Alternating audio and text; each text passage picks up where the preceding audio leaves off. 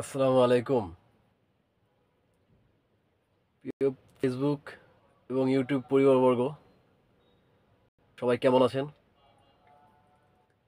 আহ, আশা করি আসছেন আপনারা সবাই, আলহামদুলিল্লাহ ভালোই আছেন। আজকে সম্ভবত আজকে 14 তারিখ।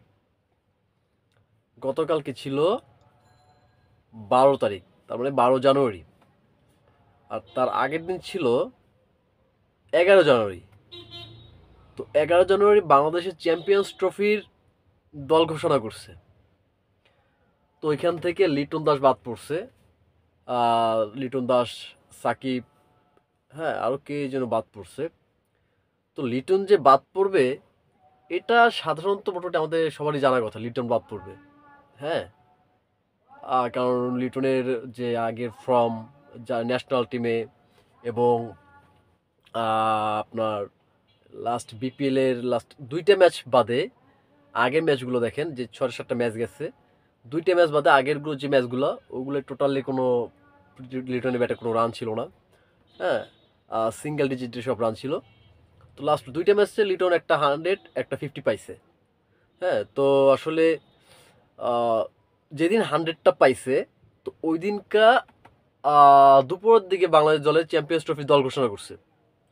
আর লিটন 100 করছে সন্ধ্যায়।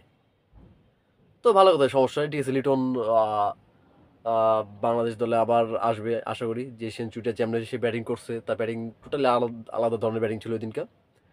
আহ, তো অবশ্যই আমার মনে হয় লিটন চ্যাম্পিয়ন্স ট্রফি দলে আবার ঢোকার ক্ষমতা রাখে, বা আবার ঢোকার সম্ভাবনা আছে, অস্বাভাবিক কিছুই না। তো এই মুহূর্তে ঘটনা যেটা হলো, ভারতের যে আর কি একটা, আমার নাম বলতেও খারাপ লাগতেছে, ভারতের একটা চ্যানেল বা ইউটিউব চ্যানেল, আমার ধারণা নেই ওইটার সম্বন্ধে, এবিপি আনন্দ। আমি আবারও বলি, এবিপি আনন্দ। আপনারা হয়তো বলতেছেন এই মিয়া কি একটা নিয়ে, কি এবিপি আনন্দ নিয়ে কথা বলতেছেন। আসলে এবিপি আনন্দ যেটা করছে, গতকালকে সম্ভবত সন্ধ্যার আগে বা দুপুরের পর একটা নিউজ করছে বাংলাদেশকে নিয়ে লিটন দাসকে নিয়ে। সেটা হলো যে লিটন দাস বৈষম্যের শিকার। হ্যাঁ, লিটন দাস হিন্দু, তাই নাকি তাকে বাংলাদেশ দল থেকে আউট করা হয়েছে। হুম, তো তাইলে ভাই আমার কথা হইলো, তাহলে সৌম্য কি ভাই? সৌম্য কি নতুন করে মুসলমান হয়েছে? সৌম্য কি কালেমা পড়ছে? নাকি সৌম্য নতুন করে কোনো হুজুরের কাছে গিয়া মুসলমান হয়েছে? এবিপি আনন্দের কাছে আমার প্রশ্ন, আপনাদের যারা আর কি মিডিয়া আছে, বা আপনাদের যারা নিউজ করে, নিউজ কথা বলে, হ্যাঁ, যারা সাংঘাতিক আছে, সাংঘাতিক বলা যাবে না, ওরা সাংঘাতিক, আসলেই সাংঘাতিক। ওরা সাংবাদিকের পর্যায়ে না, ওরা আসলে কি করে আর কি, ওরা কি শুকনা টুকনা কিছু খায়? হ্যাঁ, আমার তো মনে হয় ওরা শুকনা ভিজা একসাথে মিলে খায়, যে ভিজাটা দিয়ে শুকনা ভিজে দেন নাস্তা করে। হ্যাঁ, এছাড়া আমার কিছুই মনে হয় না। কারণ তারা, ওরা লিটনকে দেখছে, সম্মুখে দেখে নাই। তাহলে এখানে আপনারা আসলে, আমরা বা আপনারা সবাই স্পষ্ট যে ওরা আসলে বাংলাদেশ এবং ইন্ডিয়ার মাঝখানে কি একটা আর কি একটা প্যাচ লাগাইতেছে, বা কি একটা দূরত্ব সৃষ্টি করতেছে। ইন্ডিয়াকে আমরা খারাপ জানি না, বা খারাপ জানার প্রশ্নই আসে না, যেহেতু তারা আমাদের পাশের রাষ্ট্র। হ্যাঁ, আমাদের প্রতিবেশী। কখনোই আমাদের তার সাথে খারাপ সম্পর্ক বা খারাপ আচরণ বোধগম্য না। ঠিক আছে। তো আসলে কিছু কিছু দালাল মিডিয়া আছে, বাংলাদেশের না, বাংলাদেশের মিডিয়া যথেষ্ট রেসপন্সিবিলিটি নিয়ে কাজ করে ওরা। হ্যাঁ, কিন্তু ইন্ডিয়া দালালের বা সরি, দালাল কি যে মিডিয়াগুলো, আইবিপি আনন্দ আছে, আর কিছু চ্যানেল দেখছি আমি ইউটিউবে, ওরা যে এত পরিমাণ আর কি নিউজ কভার করে, এত পরিমাণ আর কি, যেখানে হয় তাল এখানে তিল বানায় রেখে দেয়, যেখানে হয় তিল এখানে তাল বানায় রেখে দেয়। ঠিক আছে। তো ভাই, আপনারা নিউজ করেন, ভালো করে খোঁজ খবর নিয়ে পরে নিউজ করেন। আপনারা যদি নিউজ না পান, দরকার হলে বাংলাদেশে আসেন, আইসা নিউজ করেন। হ্যাঁ, যদি নিউজের এত অভাব থাকে, অন্তত বাস্তবতারও ধরেন ভাই। ঠিক আছে।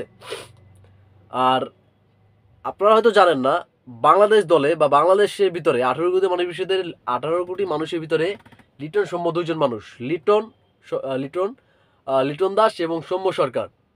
তো 18 কোটি মানুষের মাঝে এই লিটন আর সৌম্য সরকার যে কি জিনিস সেটা আপনারা না জানলেও 18 কোটি মানুষ জানে যে লিটন আর সৌম্য বাংলাদেশ দলের জন্য কি জিনিস।